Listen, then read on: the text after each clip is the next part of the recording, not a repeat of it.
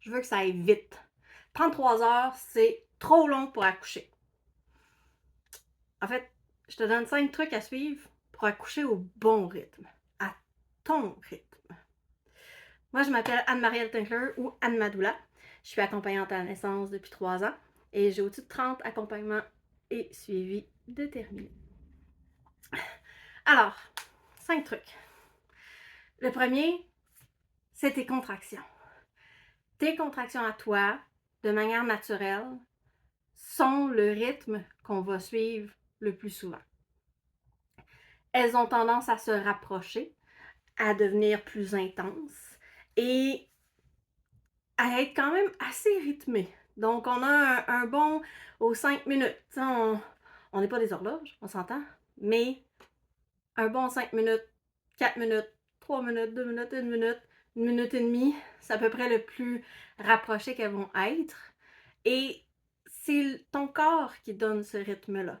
Donc, si ton corps veut prendre 33 heures, eh ben, je te suggère fortement de prendre 33 heures et de te reposer avant et pendant. Le deuxième rythme qu'on suit, c'est le rythme du bébé. Ton bébé, pendant les contractions, puis entre les contractions, il travaille quand même assez fort. Il faut qu'il trouve son chemin, il faut qu'il s'engage dans le bassin. Si on a un bassin ici comme ça avec le sommet des hanches puis la symphyse pubienne ici, ton bébé, il est haut quand il n'est pas fixé, puis il faut qu'il descende, il faut qu'il se fixe, et ensuite, il faut qu'il s'engage pour ensuite appuyer complètement contre le col. Donc ça, ce voyage-là, ça se fait pas en criant lapin, lapin, non. Ça prend un bout de temps. Et ce bout de temps-là, ben, c'est le bébé qui décide. Tu peux l'aider, évidemment. Puis tu peux y nuire aussi. Comme pour les rythmes de ta contraction, tu peux les aider, tu peux les nuire. Donc, il faut voir qu'est-ce qui les aide. Et ça, on ne peut pas vraiment savoir ça d'avance. On peut se préparer, on a des trucs, on a des études, on a des médicaments, on a des positions, mais souvent, c'est jour J qu'on le trouve. Ton niveau de stress. Là, on va parler hormones. L'hormone qui donne des contractions, c'est l'ocytocine. Et l'ocytocine, elle est très, très gênée. Elle n'aime pas quand il y a beaucoup de gens, quand il y a beaucoup de lumière, quand il y a beaucoup de bruit. Et elle n'aime pas le stress, parce que quand on est stressé, on produit de l'adrénaline, qui est complètement l'inverse pour les mêmes récepteurs. Donc, ils se font compétition. Moins il y a d'adrénaline, plus il peut y avoir d'ocytocine, et plus il y a d'adrénaline, moins il peut y avoir d'ocytocine. Ça fait du sens. Alors, plus tu es stressé, plus ça va être long. On se calme, on respire, on fait en sorte que notre environnement de travail, du travail de l'accouchement, est calme et relaxant. La quatrième chose, c'est ton col. La première fois qu'un col utérin doit s'ouvrir, ça prend un peu plus longtemps. On parle en général. Il y en a que ça va vite, il y en a que ça va lent, il y en a que c'est le deuxième, peu importe, parce qu'il n'y a pas juste ça.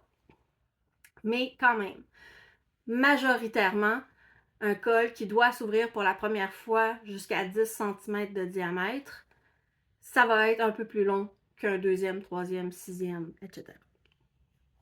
Et si ça va trop vite, ton col risque d'enfler. Donc, on ne veut pas que ça aille trop vite. C'est pas bien si on veut aller vite. Il faut vraiment suivre son rythme. Cinquième truc, le contrôle de la douleur. Alors, un accouchement n'est pas obligé de faire mal, mais ce n'est pas confortable. Alors, ce que je te suggère, c'est de rester dans l'inconfort. Pas la douleur, je ne veux pas que tu ailles mal. Mais l'inconfort, où tu sens beaucoup de pression, où tu sens que ça travaille beaucoup, où tu sens vraiment ton bébé appuyé, où tu fais comme, OK, quand je me mets dans cette position-là, c'est vraiment plus intense. Reste comme ça. Parfait. C'est ça qu'il faut pour ce moment-là. Donc, on comprend le principe.